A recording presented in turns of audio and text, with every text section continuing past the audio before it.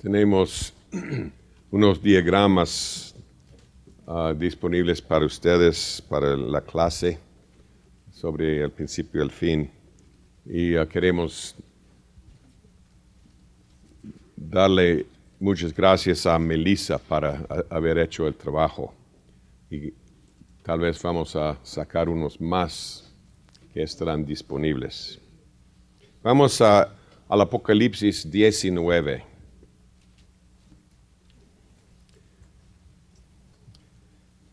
En nuestra clase pasada hablamos de la gran ramera, pero aquí en el 19 los cielos mismos están regocijándose porque por fin el Señor ha traído juicio sobre la gran ramera.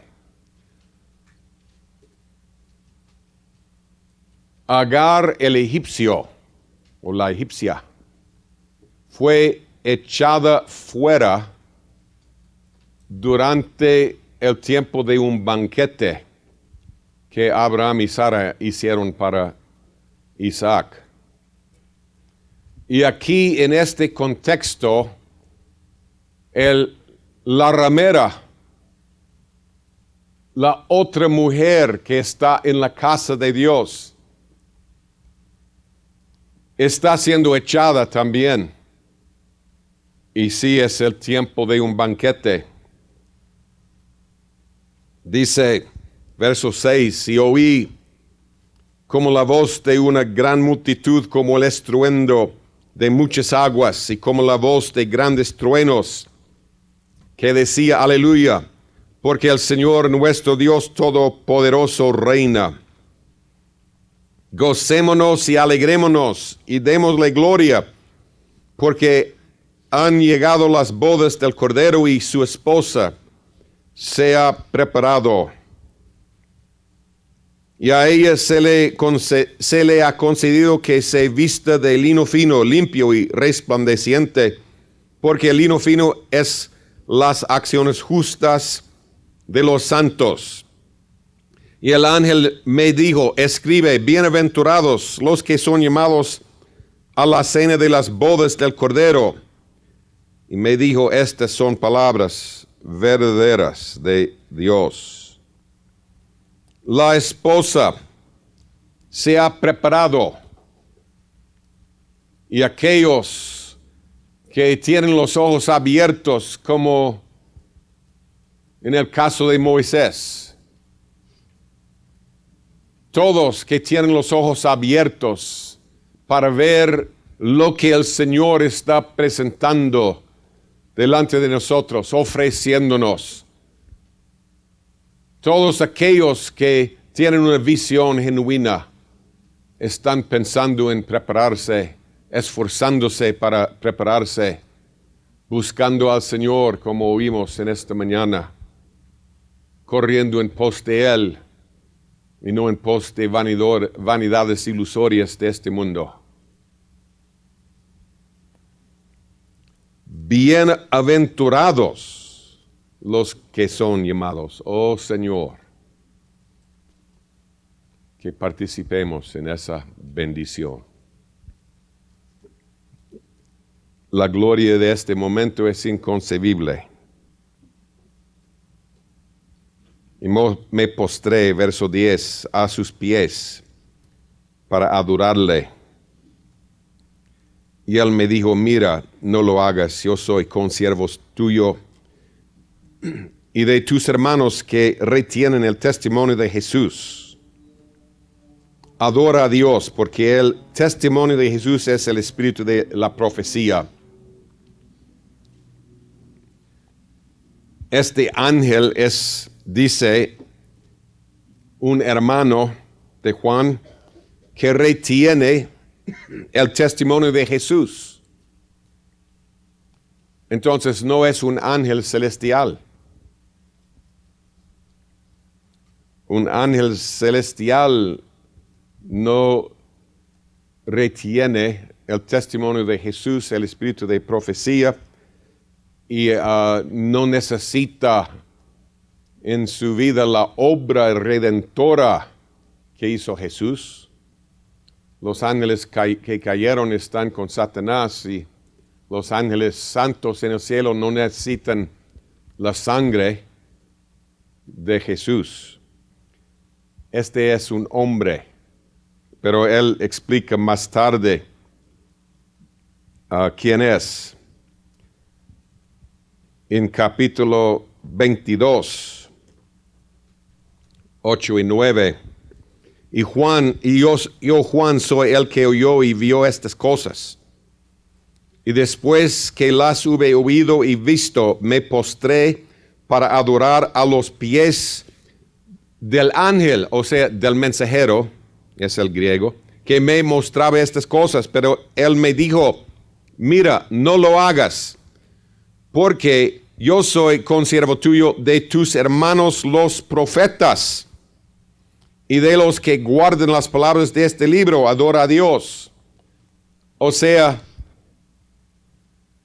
este mensajero es uno de los profetas.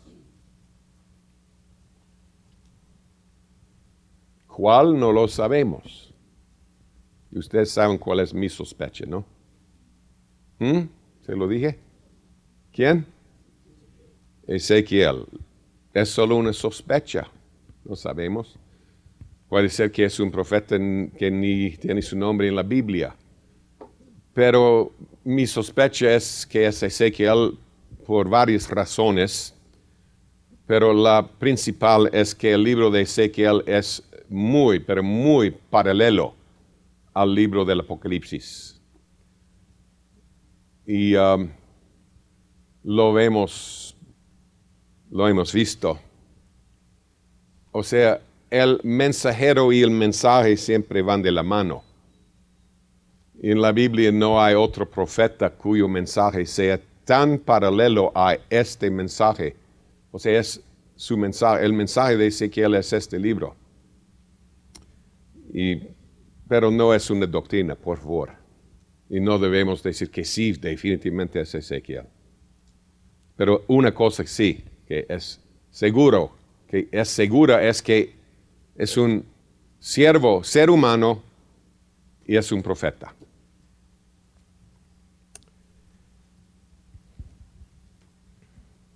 Verso 11, 19, 11. Entonces, o sea, esto ahora después de las bodas, esto es la toma.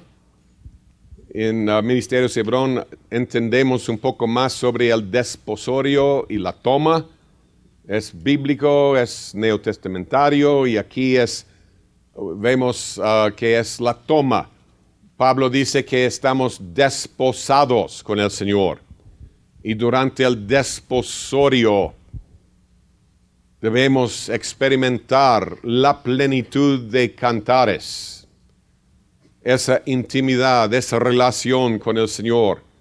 Él no va a casarse con una extranjera o extraña. ¿Cuál es? Una desconocida. No, Él no va a llevar a su hogar, a su casa, a alguien a quien no conoce. A las 5 vírgenes insensatas les dijo, no os conozco. No han tenido una intimidad con Él. Oh, Señor, llévanos a ese lugar celestial donde tengamos la experiencia del cantar de los cantares. Y Él está ahora tomando a su esposa, llevándola a su casa. Entonces, después de la boda, vi el cielo abierto y aquí un caballo blanco. Y el que lo montaba se llamaba Fiel y Verdadero, y con justicia juzga y pelea. Sus ojos eran como llama de fuego, y había en su cabeza muchas diademas, y tenía un nombre escrito que ninguno conocía sino él mismo. Creo que lo hemos mencionado en otras ocasiones, ¿o no? Muchos diademas sobre la cabeza.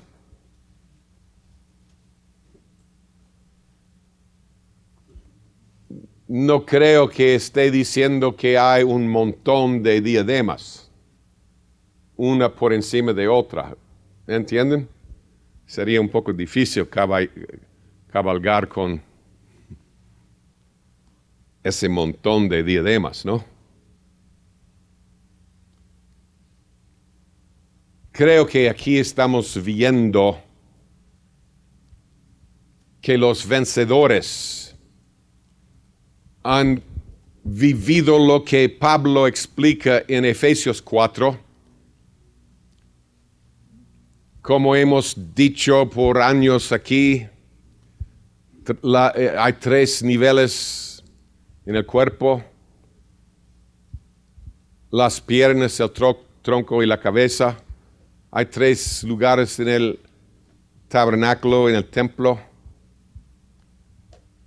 Y Pablo nos exhorta en Efesios 4:15 que crezcamos. Y como les hemos dicho, la traducción no es buena de Efesios 4:15, pero no hay una buena traducción. Hay que explicar lo que está diciendo ahí. Sucede a veces así en la vida. Algunas lenguas no tienen cierto vocabulario. Y lo que Pablo está diciendo es que debemos seguir creciendo, entrando en la cabeza. Y la cabeza tiene muchos miembros. ¿Sí? Y dice 1 Corintios 12:12 que como el cuerpo es un solo cuerpo, pero tiene muchos miembros, así también Cristo mismo se ha compartido con su cuerpo. Su vida está siendo formada y en algunos la plenitud de Dios será formada. ¿Lo creemos o no? Aunque estamos lejos de la meta.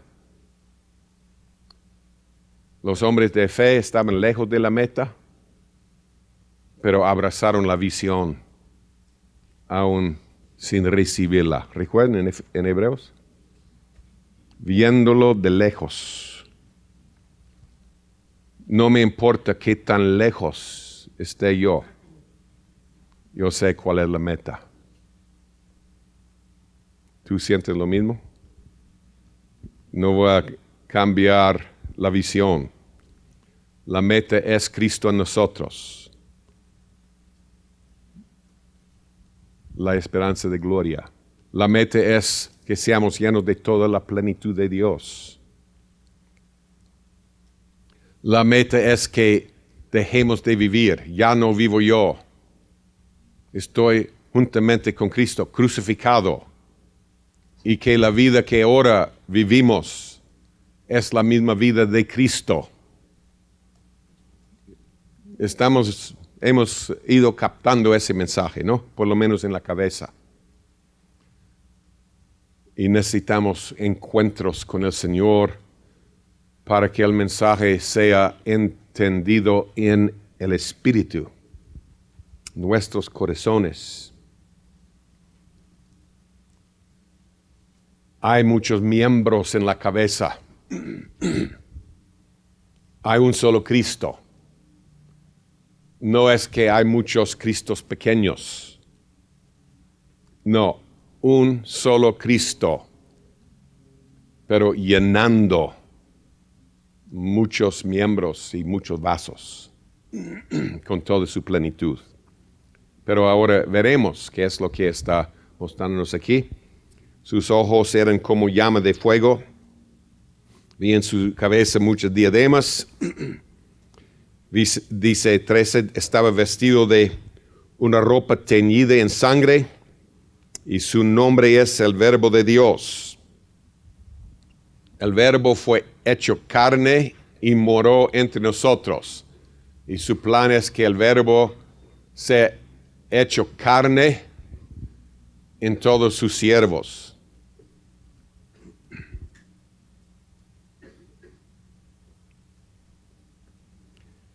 Y los ejércitos celestiales vestidos de lino finísimo, blanco y limpio, le seguían en caballos blancos. Y de su boca sale una espada aguda para herir con ella a las naciones, y él las regirá con vara de hierro. En este libro, ¿quién va a regir las naciones con vara de hierro? Todos los vencedores, aquellos que han sido conformados a su imagen. Y él pisa el lagar del vino del furor y de la ira del Dios Todopoderoso. Esto es un tiempo de venganza, de ira. Y en su vestidura y en su muslo tiene escrito este nombre: Rey de Reyes y Señor de Señores. Y vi a un ángel que estaba en pie en el sol y clamó a gran voz, diciendo a todas las aves que vuelan en medio del cielo: venid y congregaos a la gran cena de Dios. Aquí encontramos en este capítulo dos cenas.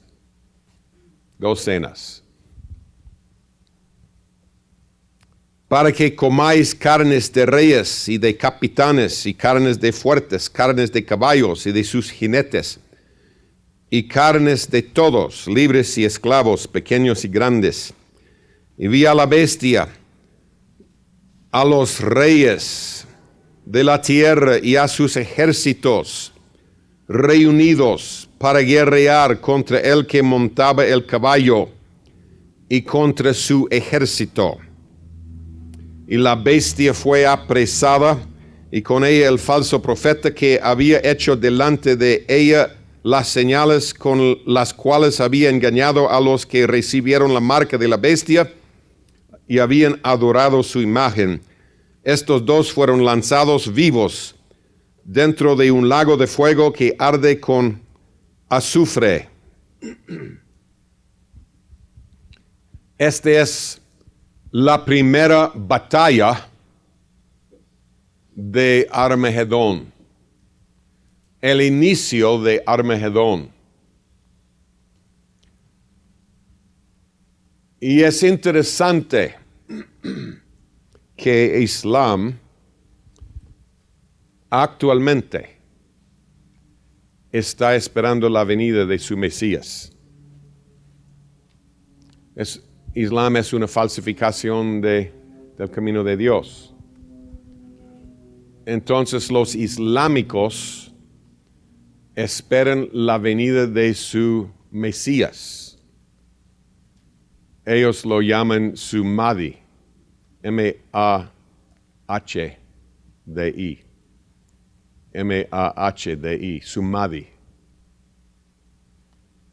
Y según los líderes islámicos hoy, su Mahdi vendrá, aparecerá cuando ellos logren la destrucción de Israel.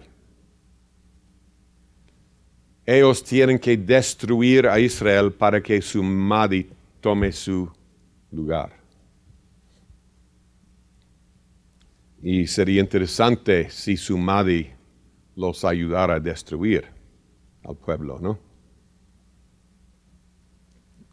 O por haberlos ayudado a destruir el pueblo, si ellos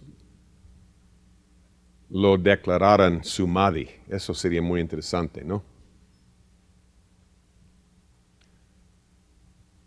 Pero aquí encontramos la batalla final, o casi final, entre dos Mesías, dos caminos, entre Ismael e Isaac.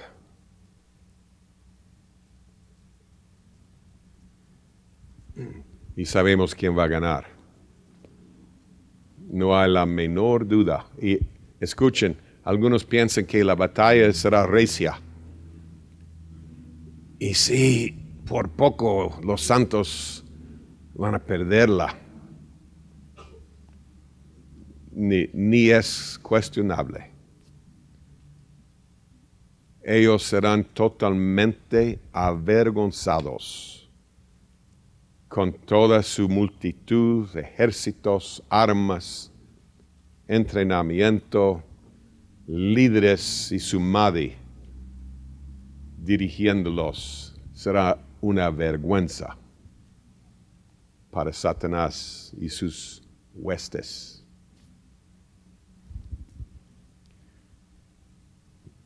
Pero aquí empieza la conquista de las naciones.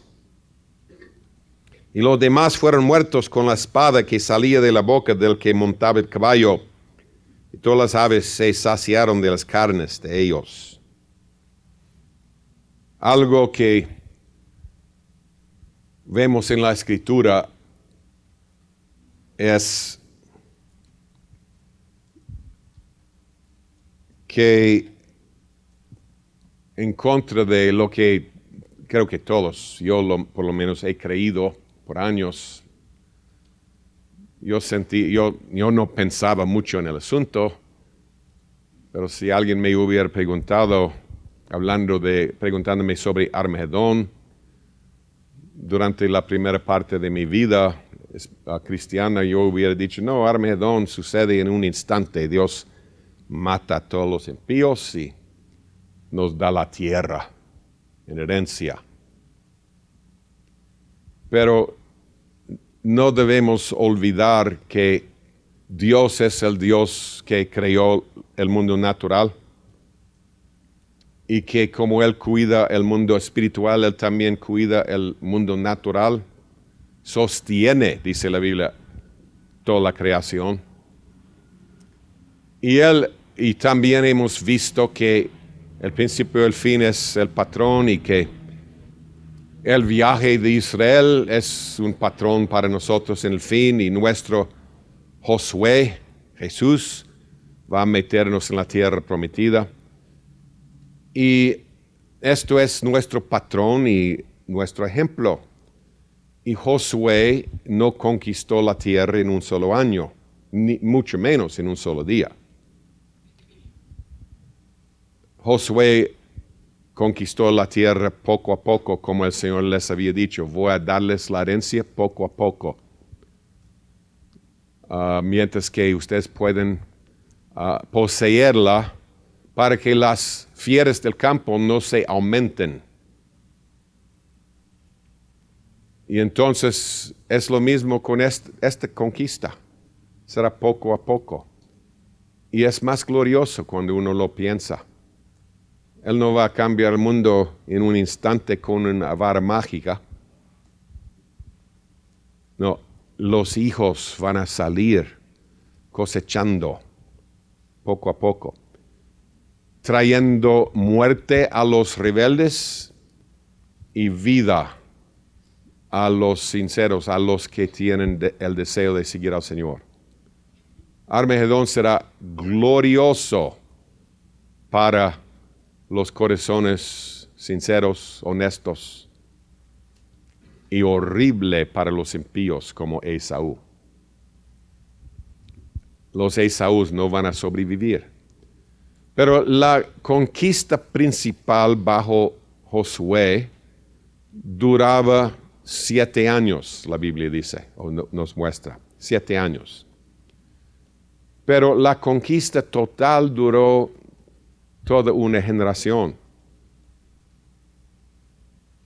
Yo creo que es el patrón. Que la conquista inicial del mundo entero durará como 7 años. Y qué avivamiento, qué cosecha, qué gloria. Cristo manifestándose en todas las naciones como Él se manifestó hace 2000 años. Manifestándose a través de sus hijos maduros, como Él se manifestó a través de Moisés, avisándoles a los líderes que ya no son los líderes y que el único rey en el mundo ahora es Cristo en Jerusalén. Y por supuesto la mayoría van a burlarse de los hijos como Faraón se burló de Moisés. Y allí empieza el problema. Serán quebrantados como vasijas de alfarero. Será un tiempo glorioso, en extremo, glorioso. Los hijos van a llenar los estadios. Sí, con gente que sí quiere seguir al Señor. Yo puedo imaginarlo. Si un hijo aquí empezara a entrar al estadio y tomar posesión del estadio, el gobierno tomaría cartas en el asunto, ¿no? No, pero ustedes necesitan permiso para hacer eso. Autorización nuestra. No, ustedes de aquí en adelante van a necesitar autorización nuestra para usar el estadio. Porque ahora es iglesia.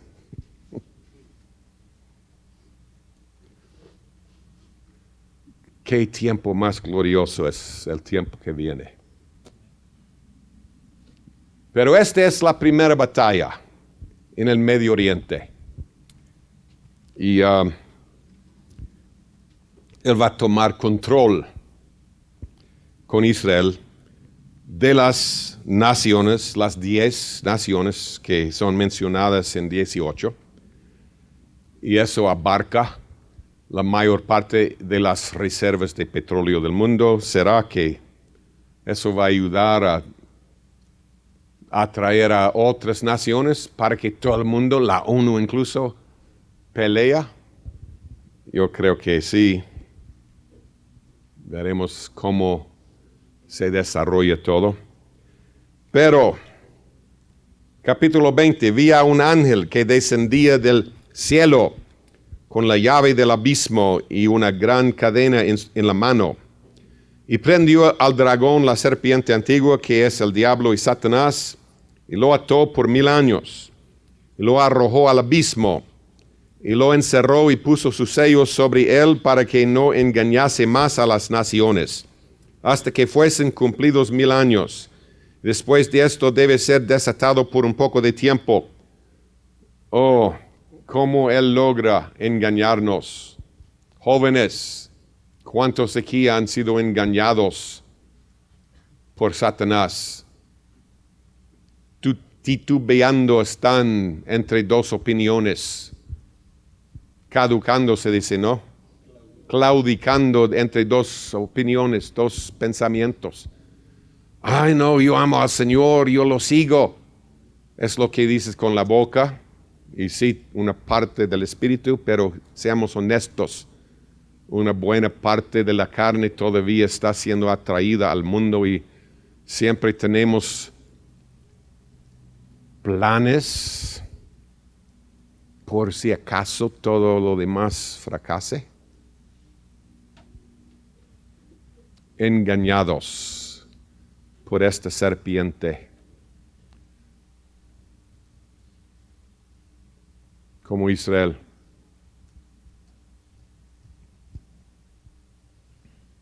Un espíritu de engaño tan fuerte que él pudo engañar a una tercera parte de los ángeles. ¿Y quiénes somos nosotros? No seremos engañados únicamente si recibimos el favor de Dios y si caminamos con cuidado, amén. No dando rienda suelta a nuestras pasiones.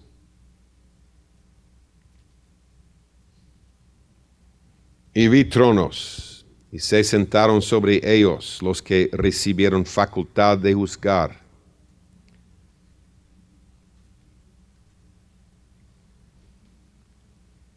Los que reinan con Cristo van a juzgar. La Biblia dice que hasta juzgaremos a ángeles, juzgaremos al mundo. Cristianos inmaduros dicen, pero no juzguemos. Es la actitud de infantes que no entienden. Ay, cuídate, no juzgues. Bueno, lo que quieren decir es que no disiernas, no vas a discernir. Discernir es juzgar. No debemos juzgar. No tiene nada que ver con evitar el discernimiento. Yo quiero discernir y saber si Satanás está parado delante de mí, ¿no? Aunque sea a través de Pedro. ¿Quieren discernir? Juzgar no tiene nada que ver con eso. Juzgar, que no debemos juzgar, tiene que ver con una actitud de corazón. Criticar. Decir, yo nunca haría eso. No, es probable que no. Tú harías algo peor si tuvieras la oportunidad. O sea, tener una actitud crítica, condenadora, se puede decir, ¿no? Condenatoria, gracias. Eso es lo que debemos evitar. Debemos reconocer que el peor pecador podría ser nosotros, si no fuera por la gracia y misericordia de Dios. Pero eso no quiere decir que no debemos ver el hermano fulano tiene un problemón. La actitud correcta es orar por él, tener un corazón quebrantado por él, misericordioso, y no criticarlo y condenarlo. No, él, qué hombre perverso. Yo no actuaría así. Eso es juzgar, es lo que la Biblia dice que debemos dejar de hacer. Discernir no, juzgar en el sentido, él no tiene la razón, él anda mal. Eso no es juzgar, eso es discernir. Pero hay que cuidar la actitud, aún discerniendo.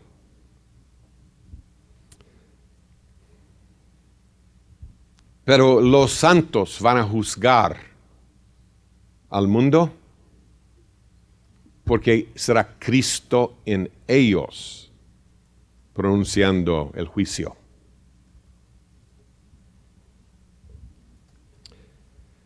Vi tronos y se sentaron sobre ellos los que recibieron facultad de juzgar. Y vi las almas de los decapitados por causa del testimonio de Jesús y por la palabra de Dios, los que no habían adorado a la bestia ni a su imagen, y que no recibieron la marca en sus frentes ni en sus manos, y vivieron y reinaron con Cristo 1000 años. Pero los otros muertos que no volvieron a vivir, hasta que se cumplieron 1000 años. Esta es la primera resurrección. Bienaventurado y santo el que tiene parte en la primera resurrección. La segunda muerte no tiene potestad sobre estos, sino que serán sacerdotes de Dios y de Cristo y reinarán con él 1000 años. Serán un reino de sacerdotes, exactamente lo que él quería en Éxodo 19, verso 6. Finalmente ha logrado su meta. Un reino de sacerdotes. Bienaventurado y santo.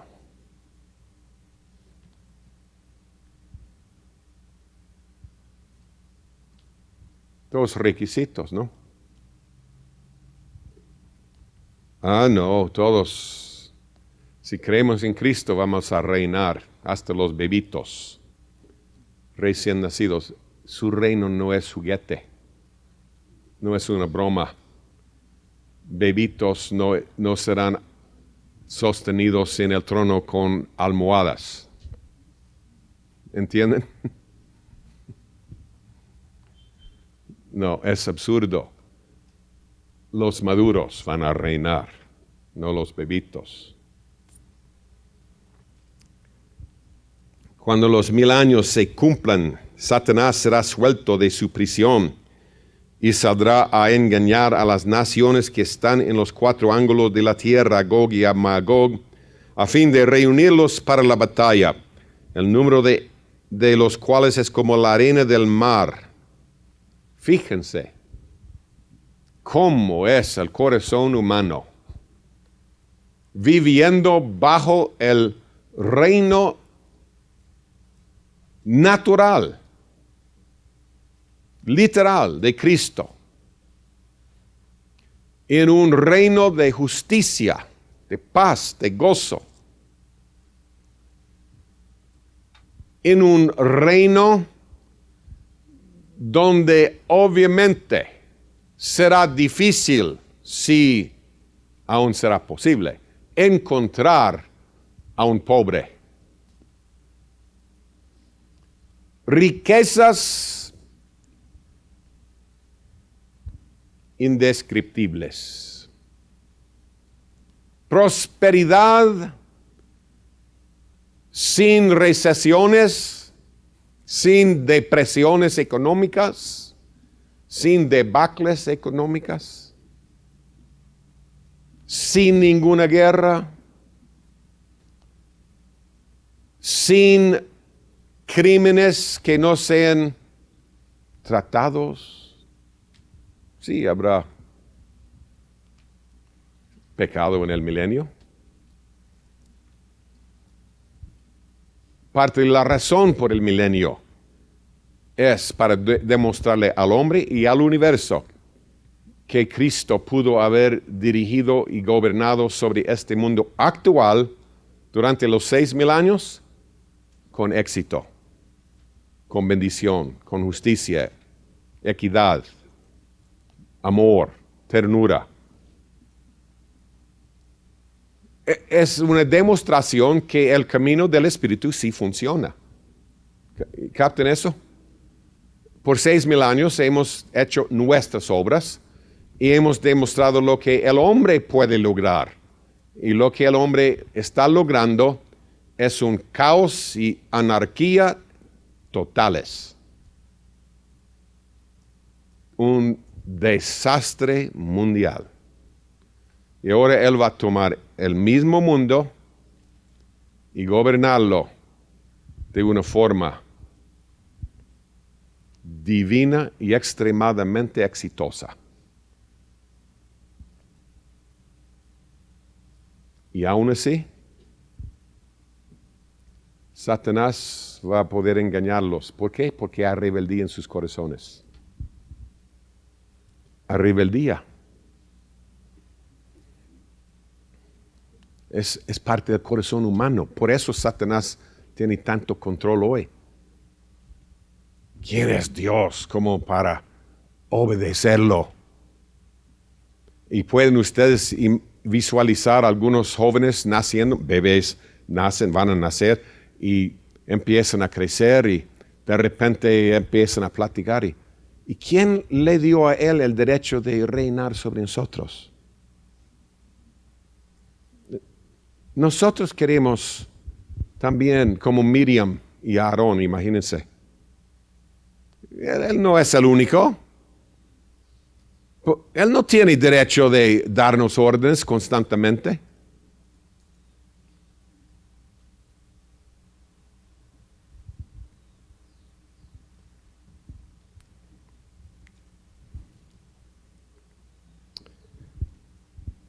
Y Satanás sale para cosecharlos, para traer una limpieza al reino. Y saldrá a engañar a las naciones que están en los 4 ángulos de la tierra, Gog y Magog. Y dice, subieron sobre la anchura de la tierra y rodearon el campamento de los santos y la ciudad amada. Y de Dios descendió fuego del cielo y los consumió. No hay excusa. No hay excusa. Fíjense en la actitud y el orden divino aquí. Dios mismo suelta a Satanás y él mismo puede aquí estorbarlo. Cuando él reúna su ejército en los estados y en Guatemala, México, de los rebeldes, el Señor podría matarlos ahí mismo, ¿no? Pero él espera con paciencia hasta que estén todos reunidos y ya acampando contra Jerusalén. Y ahí los mata.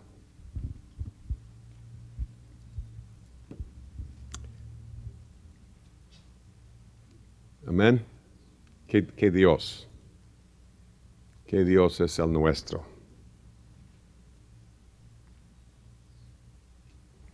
Y el diablo que los engañaba fue lanzado en el lago de fuego y azufre, donde estaban la bestia y el falso profeta, y serán atormentados día y noche por los siglos de los siglos. Y vi un gran trono blanco. Esto al final del milenio. Vi a un gran trono blanco, y al que estaba sentado en él, de delante del cual huyeron la tierra y el cielo, y ningún lugar se encontró para ellos.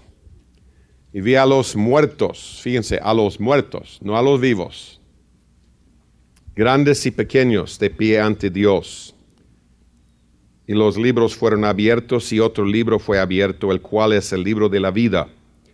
Y fueron juzgados los muertos por las cosas que estaban escritas en los libros según sus obras. Y el mar entregó los muertos que había en él, y la muerte y el Hades entregaron los muertos que había en ellos. Y fueron juzgados cada uno según sus obras. Fueron juzgados según sus obras. Y la muerte y el Hades fueron lanzados al lago de fuego. Esta es la muerte segunda. Y el que no se halló escrito en el libro de la vida fue lanzado al lago de fuego. Este pasaje es un pasaje que claramente demuestra que no todos los cristianos participan en la resurrección, la primera. No todos los cristianos reinan con el Señor. Porque aquí inmediatamente del milenio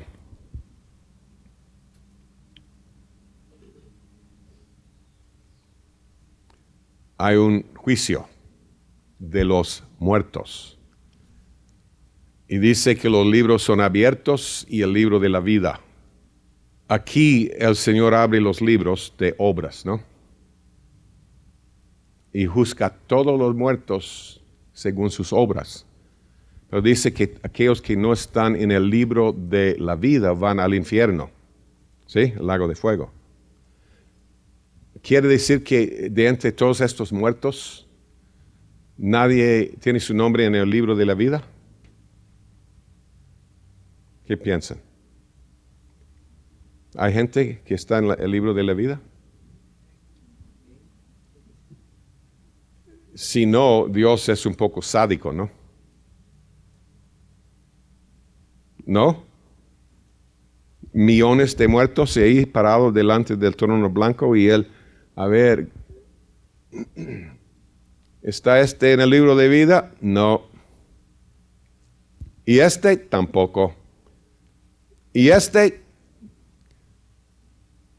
5 millones más tarde. Y este tampoco. No, Dios no es sádico. Él no va a... si fuera así, Él sencillamente les diría, a todos ustedes voy a mandar al infierno. Son perdidos.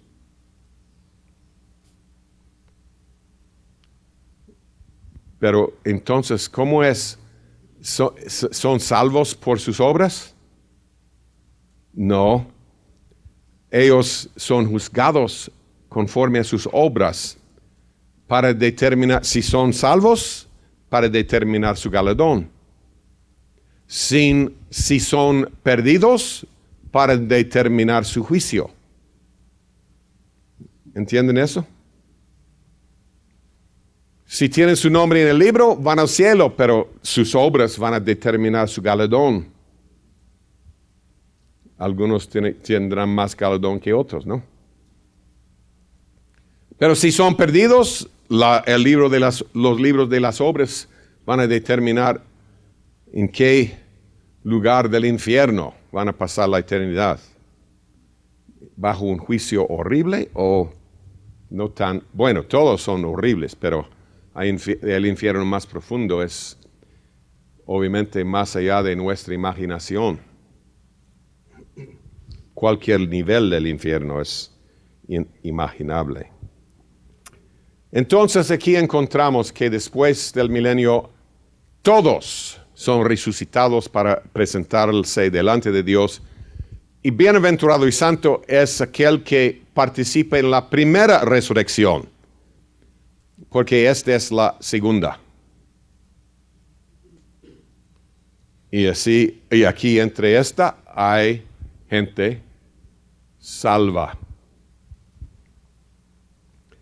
El capítulo 21, vi un cielo nuevo y una tierra nueva, porque el primer cielo y la primera tierra pasaron, y el mar ya no existía más.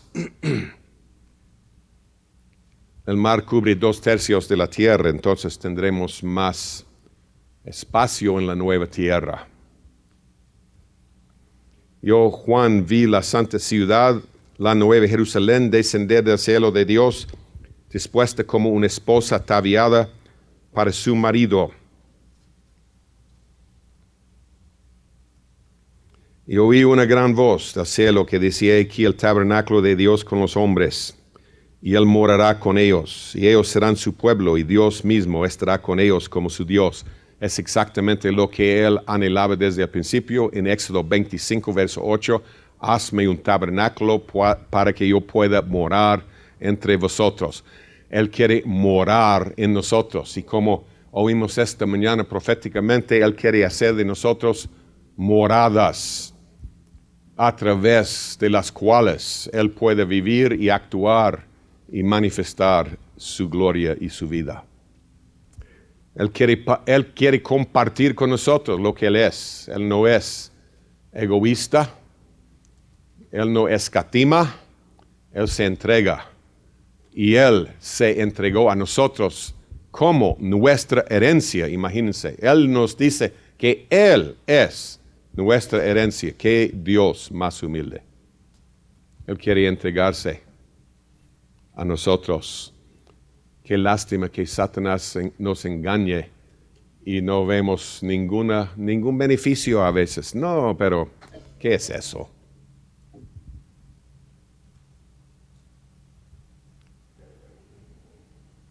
Enjugará Dios toda lágrima de los ojos de ellos. Ya no habrá muerte, ni habrá más llanto, ni clamor, ni dolor, porque las primeras cosas pasaron. Este verso, ya no habrá muerte, no quiere decir que no habrá un mundo natural. Lo veremos en un ratito. ¿Cuántos recibieron el plan de Dios para el hombre?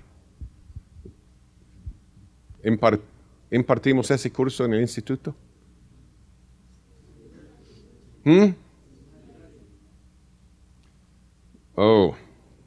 Debemos tal vez incluirlo como curso.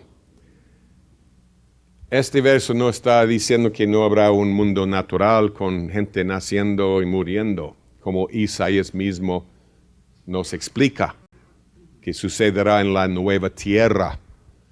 Isaías no está contradiciendo esto, o Juan a Isaías. Él está hablando de un pueblo específico, su morada, su gente, su tabernáculo, su esposa. Entre esa gente ya no habrá muerte, ni dolor, ni lágrimas, solo gozo. ¿Entienden? Afuera hay otra gente, y más tarde lo dice. ¿Está bien? Y él que estaba sentado en el trono dijo: aquí yo hago nuevas todas las cosas. Fíjense en esa declaración, porque empieza este capítulo: vi un cielo nuevo y una tierra nueva. Y él dice: El que estaba sentado dice, he aquí yo hago nuevas todas las cosas. Es una gran diferencia en decir, he aquí yo hago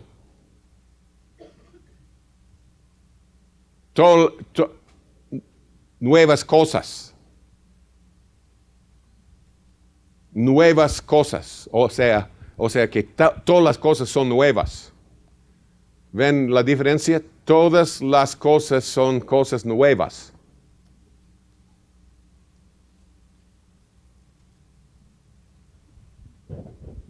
¿No ven ninguna diferencia? Todas las cosas son cosas nuevas. O yo hago nuevas todas las cosas. ¿No suena diferente? Este vaso creo que estaba aquí ayer.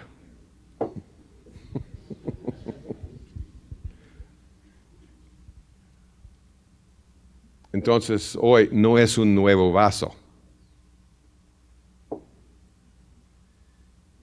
Y aún hoy alguien lo saque y lo lave y lo devuelve.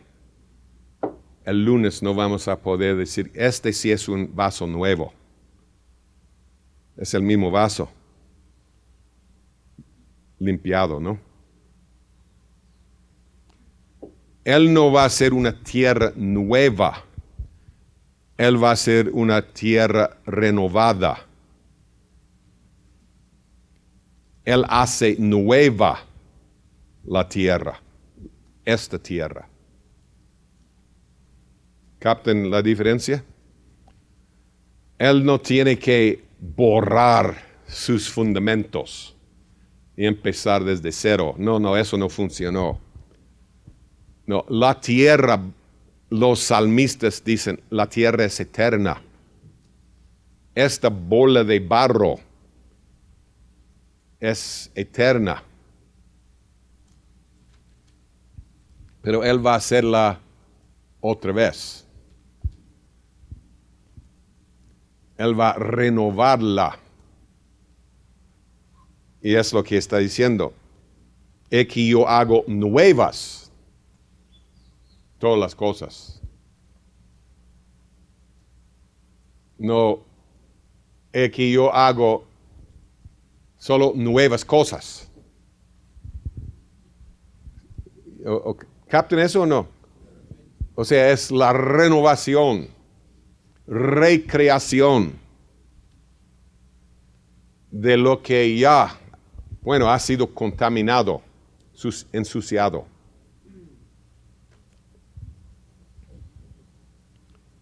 Y medio escribe porque estas palabras son fieles y verdaderas. Medio hecho está, yo soy el alfa y el omega, el principio y el fin. Al que tuviere sed, yo le daré gratuitamente de la fuente del agua de la vida. Señor, cuando yo leo eso, oh Señor, dame la bendición de tener hambre y sed. Bienaventurados los que tienen hambre y sed, porque serán llenados. No tenemos suficiente sed. Él está dispuesto a darnos el agua sin límite. Pero ¿cuánta sed tenemos?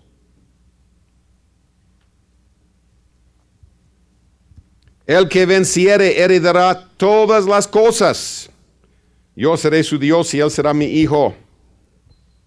Esto demuestra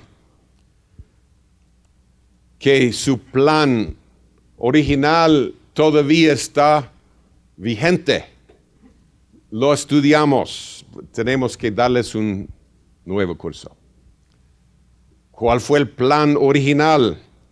Bueno, sabemos de Hebreos 1:10 que el Señor hizo los cielos la obra de sus manos, dice Hebreos 1:10. Pero en Hebreos 2:6-9, Él puso la obra de sus manos. ¿Qué es la obra de sus manos?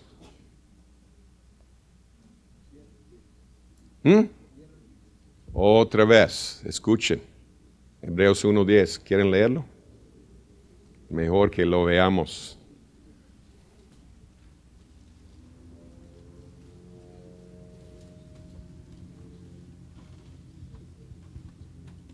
Hebreos 1:10. Tú, oh Señor, en el principio fundaste la tierra y los cielos son obra de tus manos. ¿Qué son obra de sus manos? Los cielos. En 2:6.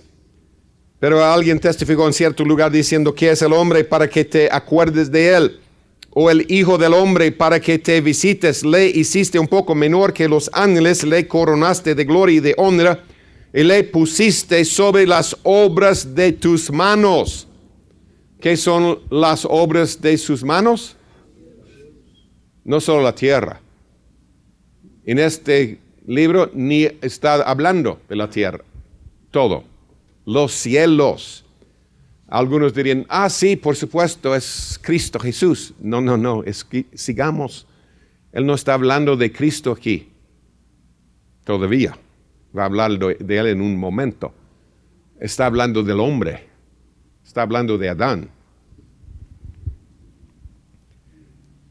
Y le pusiste sobre las obras de tus manos. Todo lo sujetaste bajo sus pies. Porque en cuanto le sujetó todas las cosas, ¿heredará qué? ¿El vencedor? Todas las cosas. Le sujetó todas las cosas, nada dejó que no sea sujeto a él. Pero todavía no vemos que todas las cosas le sean sujetas. A Cristo sí, pero no al hombre. Pero vemos aquel que fue hecho un poco menor que los ángeles también, o sea, llegó a ser un hombre, a Jesús, coronado de gloria y de honra a causa del padecimiento de la muerte. No vemos todas las cosas sujetas al hombre, pero sí vemos a Jesús. Y eso, Él es nuestra esperanza. Él sí va a llevarnos a la meta de Dios.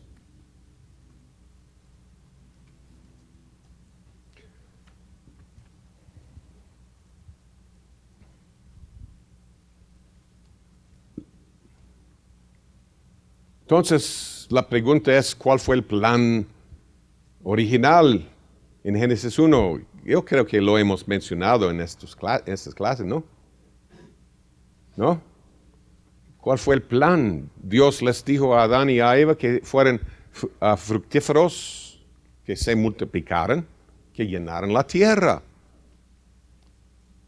Yo tengo, para una pareja humana, ¿qué dirían ustedes que la idea de ser fructífera, o fructíferos, qué idea da? Tener hijos, sí, pero ¿con qué frecuencia?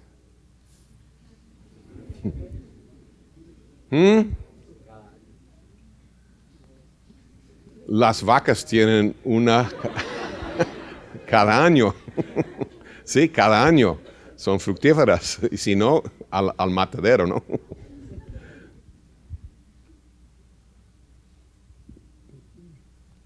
Pero estamos hablando de Adán y Eva sin pecado, no hay problema de salud, no hay dolor. Por lo menos un hijo cada 2 años, ¿no? Sería fructífero. Pero, y perdónenme hermanas, no estaba burlándome de ustedes. Pero solo viendo la naturaleza, ¿no? Y lo que es realmente ser fructífero. Pero yo tengo un diagrama, un diagrama muestra la población del mundo, si tienen las parejas tienen un hijo cada año, Y otro diagrama si las parejas tienen un hijo cada 2 años. Pero esto tal vez les será difícil de creer, pero es cierto. Acuérdense, no había pecado, ¿sí? Muerte, no había. Todos seguían. Y en como 350 años, el espacio que cada persona tendría sería un poquito menos que 1 metro cuadrado. Todos parados. No, nadie puede acostarse porque el mundo entero, completo, está lleno de gente. Todos parados. ¿Fue el plan? No, no fue el plan. Entonces, ¿qué fue el plan? Después de 100 años tal vez iba a llegar a decirles, fíjense, el matrimonio es mi semejanza, es lo que busco, por eso los hice así, pero hubo una falta de planificación. Y ni familiar, sino planificación general. Esto no va a funcionar. No pueden seguir casándose. Ya no habrá más niños. Y qué feo sería un mundo sin niños, ¿no? Eso en sí es prueba para mí de lo que es el plan. Dios, el Señor ama a los niños. Nosotros también. Qué eternidad más aburrida sería una sin otro hijo, otro niño. Pero yo los hice así, a mi semejanza. Amor es mi plan, familias son parte de mi plan, pero ya no podemos seguir así. Ya no habrá más matrimonios, ya no pueden tener más hijos, no hay espacio. No era su plan.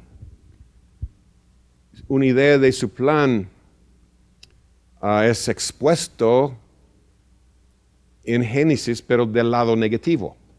Cuando los de Babel dijeron, vamos a alcanzar los cielos, ¿recuerdan? Y nos burlamos de ellos. Ellos creían que podían alcanzar los cielos con una torre. Sí, con una torre como un cohete, misil.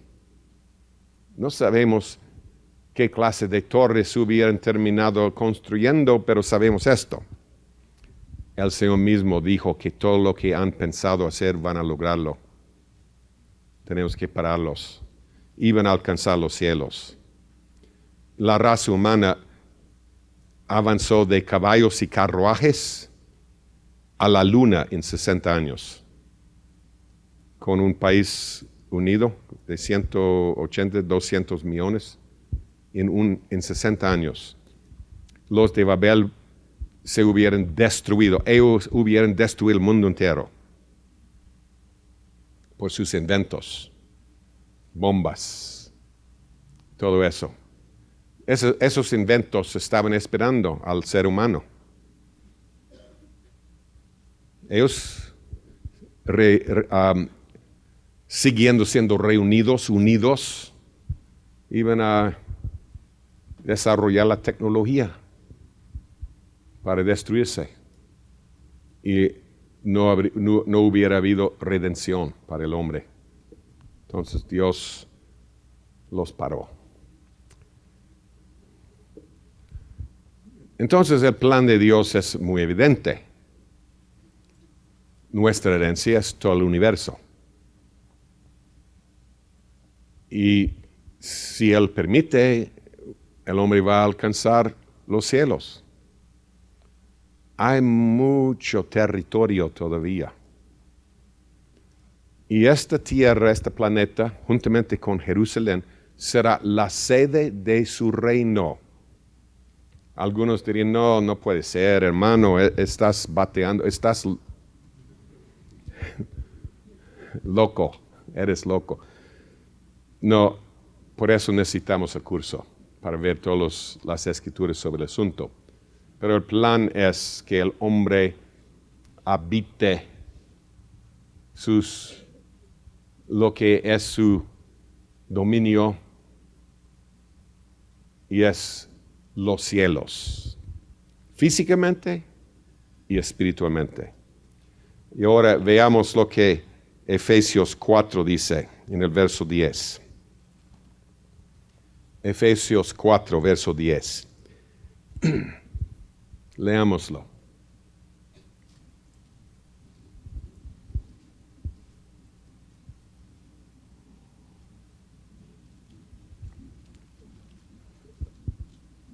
Siempre teniendo presente que como un cuerpo tiene muchos miembros, pero es un solo cuerpo, así también Cristo. Cristo, el cuerpo de Cristo es la iglesia, amén. Efesios 1 dice eso, los últimos versos del capítulo 1. Sabemos que es su cuerpo, su gente, su iglesia. Y dice, el que descendió es el mismo que también subió por encima de todos los cielos, por encima de todos los cielos, para llenarlo todo. ¿Para llenar la tierra? ¿Para llenar qué? Los cielos. Su plan es llenar los cielos con su reino, como hemos visto en Isaías, y lo veremos con la ayuda del Señor el mes entrante, en el estudio de Isaías. Que no habrá fin al crecimiento, al aumento de su reino. Va a seguir expandiéndose. Y llegará a ser un reino infinito. Y algunos tal vez hacen la pregunta, o harían la pregunta, pero hermano, aún el universo tiene límite. Bueno, para nuestra mente pequeñita, el universo ya conocido es infinito. Pero sí, tiene su límite, supuestamente, pero a la mente humana. Pero ¿saben algo? Que la ciencia ya sabe que el universo sigue creciendo. ¿Cuántos sabían eso? Solo para... muchos, ¿no? Que el universo sigue creciendo. El crecimiento se va expandiéndose, dice.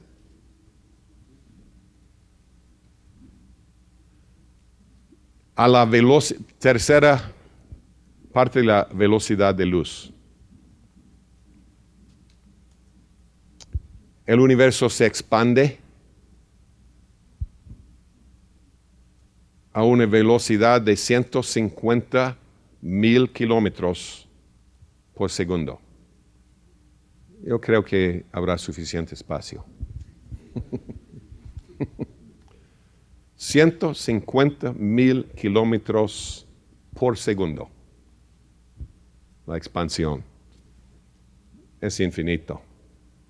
Nunca vamos a llenar, nunca vamos a tener bienes raíces muy costosos porque ya no hay espacio.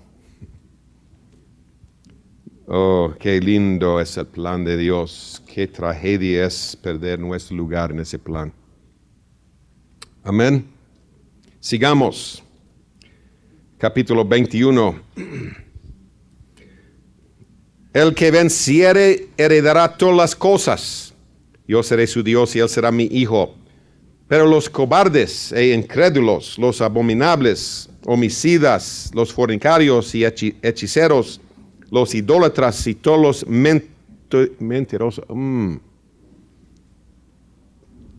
¿Algunos de los mentirosos?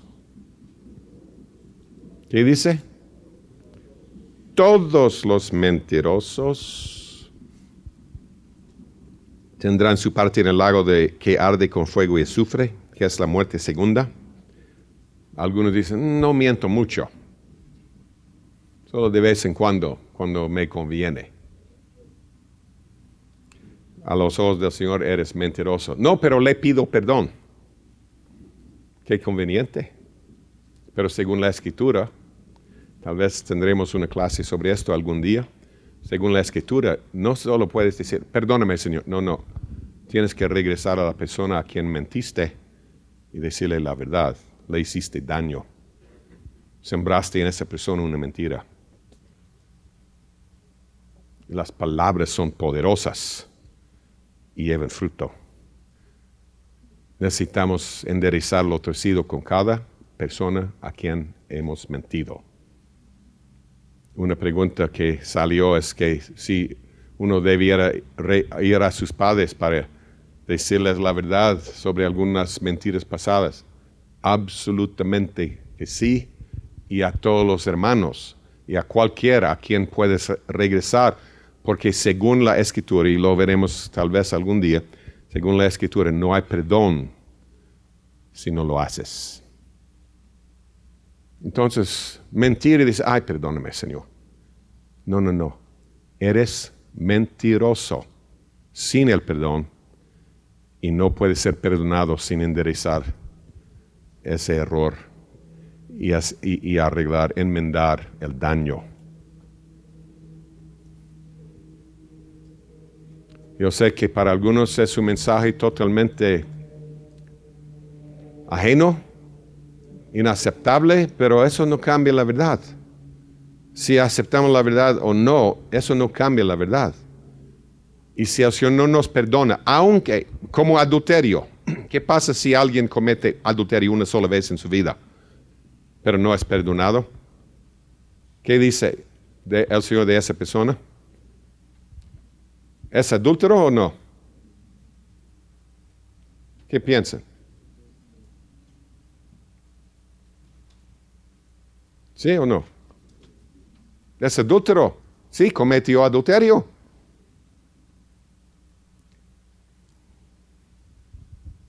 Si tú matas a una persona, no en la defensa o la guerra, pero si tú matas a alguien porque te enojas con él, es solo una persona, Señor. Yo no he matado a nadie más. ¿Eres asesino? ¿Sí o no? ¿Están seguros? Lo mismo con adulterio. Somos adúlteros, mentirosos, asesinos o cualquier otra cosa, cualquier otro pecado, si no recibimos perdón. Si recibimos perdón, Él borra eso de la cuenta. Pero en la Biblia hay que hacer restitución para ciertas cosas, ciertos pecados. Amén. Y en el caso de la mentira hay que decirle la verdad al dañado. No le hice daño. Sí, cada palabra es poderosa según Cristo, ¿no? Y sembraste en él una mentira. Eso sí es hacerle daño. Y en muchos casos, él va a actuar basándose en esa mentira. Y sí, habrá daño. Y por lo menos el daño que hiciste es que después él va a darse cuenta de que tú eres mentiroso y él no va a tener confianza en ti después. Y si el Señor permite que todos en la iglesia nos mintamos los unos a los otros, y el pastor también miente, ¿qué clase de iglesia tenemos? Nadie tiene confianza en nadie, ni en la palabra de nadie. No. Así no es, no puede ser el cuerpo. Así es el cuerpo hoy en día, pero no puede seguir. Tenemos que saber algo, que si mi hermano aquí me miente, yo sé que él va a enderezar su error. No puedo confiar en sus palabras. Si mi pastor me miente, yo sé que él va a pedirme perdón y decirme la verdad. Y así, todos tendremos confianza en los demás y en su palabra. Amén. En inglés decimos en los Estados, un hombre, a ver si logro traducirlo. Un hombre solo es tan bueno como su palabra. ¿Cómo es? El hombre solo es tan bueno como su palabra. Si su palabra no vale, no es confiable, el hombre no es confiable. Para el Señor no vale nada. Puede ser pastor, puede ser lo que sea, pero no vale nada. Y todos los mentirosos, todos aquellos que han mentido una sola vez sin enderezarlo, porque no pueden recibir perdón. Entonces, ¿qué? Tal vez algunos necesiten empezar hoy a orar. Y, Señor, ¿a quién he mentido? Obviamente hay casos donde tú no puedes enderezarlo, pero con los padres, si viven, hay que ir a ellos. Padres les mentía varias veces. E incluso enderezar lo torcido, mentí sobre esto, perdóname. La verdad es esta. Enderezar el camino con amigos, parientes, hermanos. Porque si enderezamos lo que podemos, yo sé que el Señor va a perdonarnos de lo que no podemos enderezar. Porque algunos han mentido a gente que en la calle no puedes hacer nada para enderezar eso. Algunos no aceptan el mensaje, pero algunos no van a ir al cielo.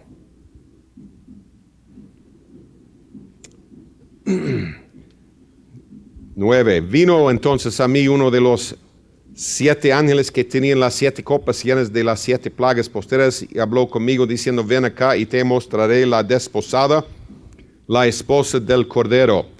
Y me llevó en el espíritu a un monte grande y alto y me mostró la gran ciudad santa de Jerusalén que descendía del cielo de Dios y teniendo la gloria de Dios.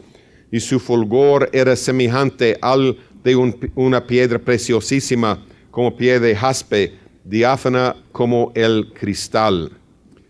Y da la descripción de la mujer, sus puertas, sus muros, sus cimientos, y algo que es muy interesante, y por supuesto todo esto tiene su significado espiritual.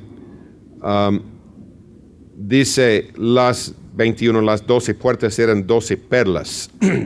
Cada una de las puertas eran una perla. Y la calle de la ciudad era de oro puro.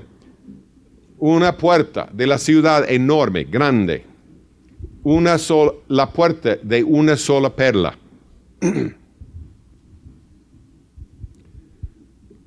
Oí una pregunta que alguien hizo, y es muy buena pregunta hacerla aquí. Para hacerla aquí. ¿De qué mar vinieron esas perlas?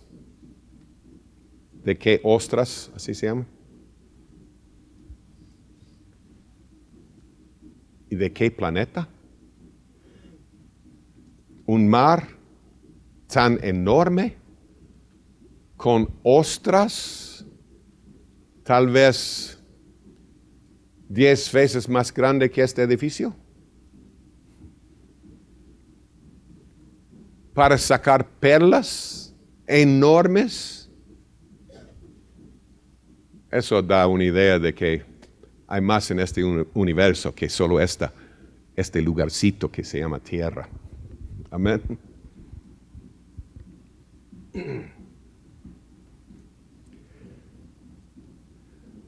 Dice a propósito que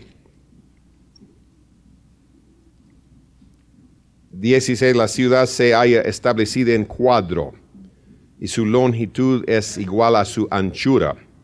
Y él midió la ciudad con la caña 12,000 estadios, la longitud, la altura y la anchura de ellas son iguales.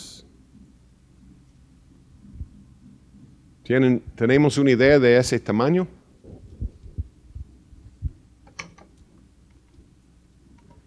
Es un cuadro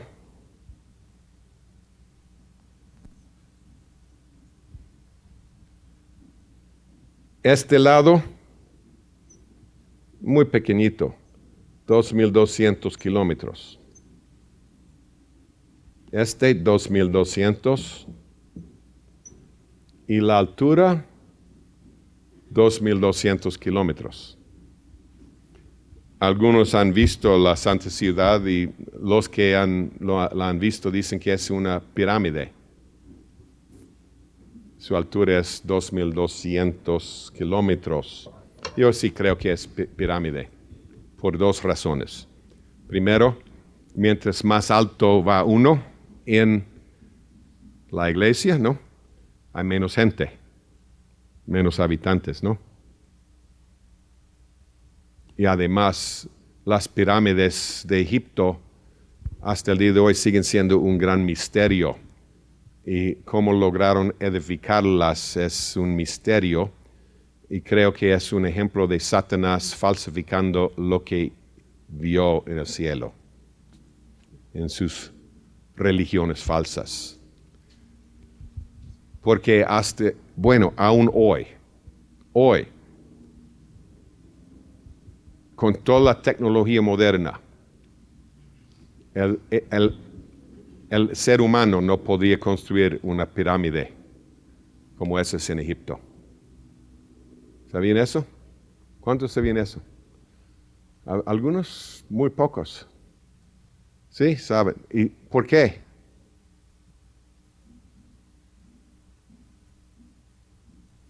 ¿Alguien sabe por qué? Que no podíamos, no tenemos la tecnología para hacerlo. Bueno, solo 2 o 3 levantaron la mano. Se lo explico. Es por la piedra principal del ángulo. ¿Recuerdan Efesios? Cristo es la piedra principal del ángulo. La piedra por encima, ¿cómo se llama? Capstone. Piedra clave, piedra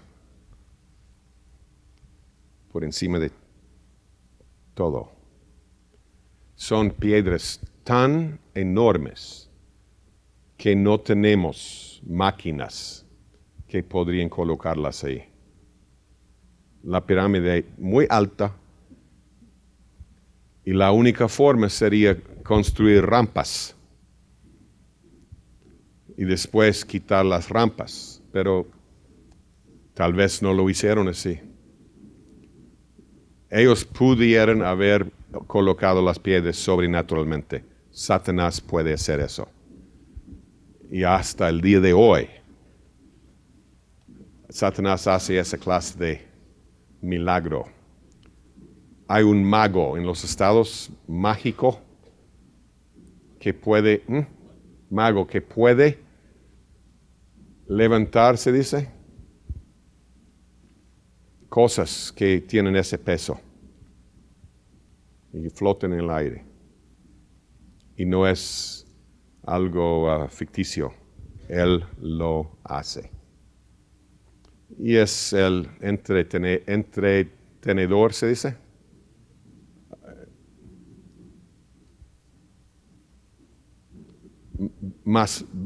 Mejor pagado del mundo por esa habilidad. O sea, él hace flotar, levantarse en el aire locomotores. Y sí, más o menos sería el peso de las piedras esas. Y Satanás pudo haberlo hecho así, como falsificación de la piedra principal del ángulo, Cristo Jesús. Pero es muy interesante estas medidas.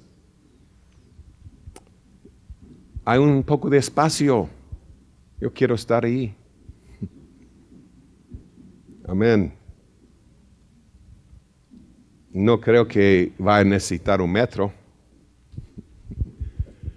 Pero además, es obvio, hay diferentes niveles, ¿no?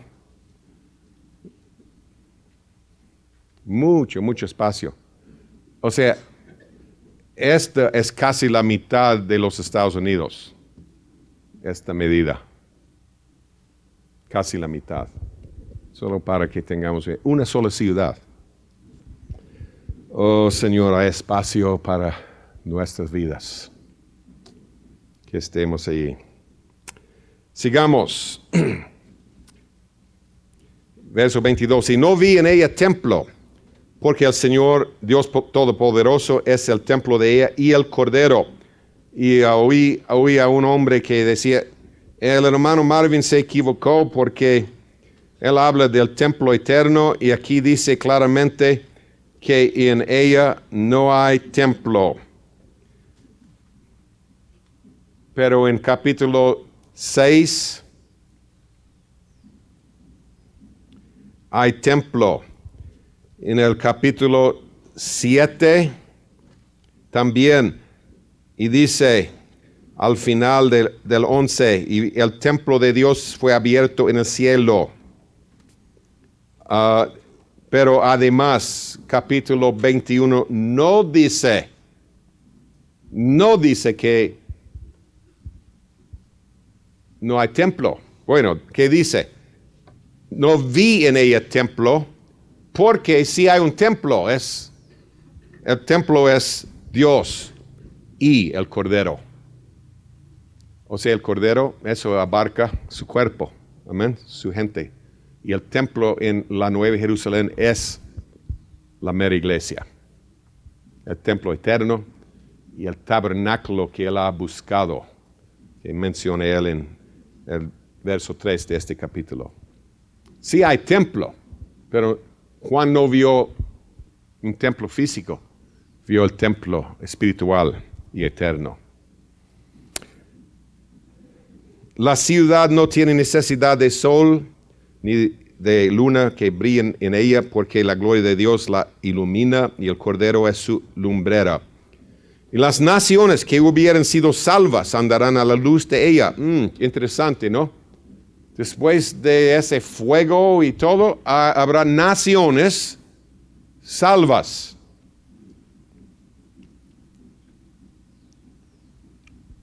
Y los reyes de la tierra traerán su gloria y honor a ella. Sus puertas nunca serán cerradas de día, pues allí no habrá noche. No empieza a anochecer. Entonces nunca hay por qué cerrar las puertas. Y llevarán la gloria y la honra de las naciones a ella. No entrará en ella ninguna cosa inmunda o que hace abominación y mentira, sino solamente los que están inscritos en el libro de la vida del Cordero. Capítulo 22. Después me mostró un río limpio de agua de vida, resplandeciente como cristal, que salía del trono de Dios y del Cordero. En medio de la calle de la ciudad y a uno y otro lado del río estaba el árbol de la vida, que produce 12 frutos, dando cada mes su fruto. Y las hojas del árbol eran para la sanidad de las naciones. Fíjense en esto, me gusta mucho este pasaje, porque el árbol de vida que tiene fruto. Árbol de vida habla de Cristo mismo y que da fruto. Su palabra es el fruto. Su palabra. Comemos su palabra. Pero este árbol, dice, en medio de la calle de la ciudad y a uno y otro lado del río, este árbol tiene que recibir el agua del río de vida. Y si nosotros queremos tener fruto, palabra viva, comida para otros, tenemos que recibir la visitación del Señor en su río de agua viva. Tenemos que tener encuentros con el río y pasar tiempos en el río. Y dice, y las hojas del árbol eran para la sanidad de las naciones. Si no hay naciones físicas, ¿por qué necesitan sanidad? Si no hay gente, enfermedades, etc., ¿por qué usar las hojas para la sanidad? Sí, hermanos, el plan sigue y habrá enfermedades, pero sanidad gloriosa y divina. Para mí aquí encontramos dos cosas. Primero, que enfermedades no son siempre el resultado de pecado, la maldición de Adán, ni del diablo. No habrá maldición, no es cuestión de pecado y no hay un diablo. Pero sí hay enfermedades. ¿O no? ¿O él lo dice solo por decirlo? ¿Creen que las hojas van a ser usadas para la sanidad de las naciones? Por supuesto. Y no habrá más maldición, el próximo verso. O sea, no hay maldición. Las enfermedades no son el resultado solamente de la maldición. A veces sí, pero hoy en día en la iglesia muchos proclaman, no, pero nadie está enfermo a menos que sea por pecado, una maldición o Satanás. Escuchen, la razón por que muchos se enferman es, y ustedes han oído mi término antes, porque a veces los tipos peludos se meten donde no debieran estar. ¿Recuerdan qué son los tipos peludos? Es lo que les decimos a nuestros hijos cuando viajábamos mucho por tierra y a veces teníamos sed y ahí agua saliendo del monte o de una llave y querían tomar el agua y solíamos decirles, hijos, es muy posible que en esa agua hay tipos peludos. ¿Entienden? Gérmenes que podrían hacerles daño. Entonces, enfermedades a veces son causadas porque esos tipos peludos se meten donde no debieran estar. Gérmenes. Y la creación natural necesita gérmenes. Siempre habrá. Pensamos que solo nuestro nivel es importante. No. El nivel más bajito, hasta los gérmenes chiquititos tienen su trabajo. Y no todos son malos. Entonces, habrá enfermedades, no por la maldición, ni por pecado, ni por el diablo. Pero habrá sanidad, gracias a Dios. Y dice, y verán su rostro, y su nombre estará en sus frentes. Y no habrá allí más noche. No tienen necesidad de luz de lámpara ni de luz del sol, porque Dios el Señor los iluminará y reinarán por los siglos de los siglos. Y me dijo, estas palabras son fieles y verdaderas. Y el Señor, el Dios de los espíritus de los profetas, ha enviado su ángel para mostrar a sus siervos las cosas que deben suceder pronto. He aquí vengo pronto. 2 días es pronto. ¿Sí o no? Si viene en 2 días, es pronto. ¿Cuánto es 2 días? 2000 años. Bienaventurado, además Él viene pronto para nosotros. Yo compartí con alguien ayer que el fundador de nuestro instituto, un hombre muy piadoso, anciano, tenía sus años. Y él nos dijo un día, el Señor me ha hablado que Cristo regresa en el año 70, 1970. Oh, qué interesante. Y el Señor sí regresó en el año 70 para Él. Para Él. Murió en ese año. Él viene pronto, porque la vida es como neblina. Y vamos a estar parados delante de Él pero muy pronto. Bienaventurado el que guarda las palabras de la profecía de este libro. Yo, Juan, soy el que oyó y vio estas cosas, y él iba a adorarle, y ya leímos verso 9. Y verso 10, me dijo, no seas las palabras de la profecía de este libro, porque el tiempo está cerca. O sea, no es un libro ni un mensaje escondido, difícil. No, él quería decirnos lo que viene. El que es injusto, sea injusto todavía. El que es inmundo, sea inmundo todavía. Y el que es justo, practique la justicia todavía. Y el que es santo, santifíquese todavía. Entonces aquí vemos lo que sucederá. Si queremos escoger el camino correcto, el Señor va a ayudarnos. Él va a ayudarnos. Pero si somos como Faraón, endureciendo nuestro corazón un poquito y dando un paso hacia la iniquidad, Él va a ayudarnos.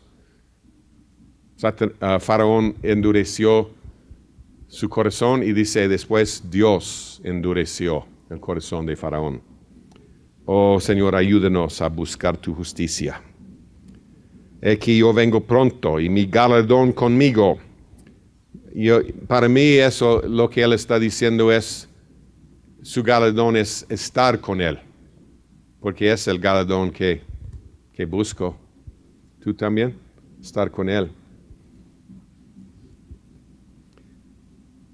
Para recompensar a cada uno según sea su obra. Yo soy el alfa y la omega, el principio y el fin, el primero y el último. Bienaventurados los que lavan sus ropas para tener derecho al árbol de la vida y para entrar por las puertas en la ciudad. Mas los perros estarán fuera, y los hechiceros, los fornicarios, los homicidas, los idólatras y todo aquel que ama y hace mentira. Yo, Jesús, he enviado mi ángel para daros testimonio de estas cosas en las iglesias. Yo soy la raíz y el linaje de David, la estrella resplandeciente de la mañana. El espíritu y la esposa dicen ven, y él no viene hasta que el espíritu y la esposa digan ven. Y la esposa no ha estado diciendo ven todavía, hasta el día de hoy. La iglesia no tiene un clamor, ven Señor, ven. Pero pronto estaremos bajo la presión de Egipto, de Faraón, y estaremos suplicándole a que venga para librarnos de Egipto. Y el que tiene sed, venga. Y el que quiera, tome del agua de la vida gratuitamente. Otra vez, que tenga yo sed, Señor, que yo tenga sed. Yo testifico a todo aquel que oye las palabras de la profecía de este libro. Si alguno añadiere a estas cosas, Dios traerá sobre él las plagas que están escritas en este libro.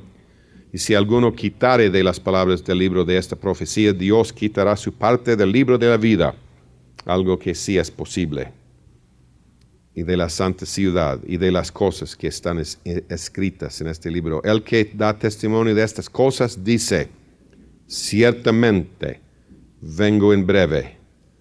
Amén. Sí, ven, Señor Jesús. La gracia de nuestro Señor Jesús sea con todos vosotros. Amén. Para mí lo más impactante de este capítulo 22 es las dos invitaciones a tomar gratuitamente del agua de vida. Eso siempre me impacta. Yo sí quiero tomar una abundancia de esa agua y ser transformado. No quiero menospreciar la mesa del Señor. ¿Recuerden lo que Asuero dijo cuando tenía su gran banquete? Dijo que cada uno puede tomar vino según su gusto. Si querían tomar mucho vino, podían. Poco vino, podían. ¿Cuánto vino quieres tú tomar de la mesa del Señor, del Rey de Reyes? Yo quiero tomar mucho vino, el vino del Espíritu. Quiero tener una sed insaciable. Quiero terminar esta vida y esta edad con el favor del Señor y el conocimiento del Altísimo. Atráenos, Señor. Llénanos de una sed genuina, celestial, Reconocemos que somos tibios, pero queremos recibir el fuego de lo alto. Queremos tener una sed insaciable. Queremos recibir de ti hambre de tu palabra y sed de tu agua viva. Señor, ven por favor. Ayúdanos a ser tu mano extendida en esta última hora, dejando de ser egoístas,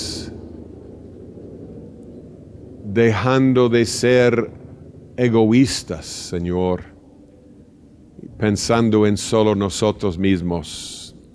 Ayúdanos a ser siervos los unos de los otros, llevar las cargas los unos de los otros y pensar en tu cuerpo, porque así tú pensarás en nosotros, Señor.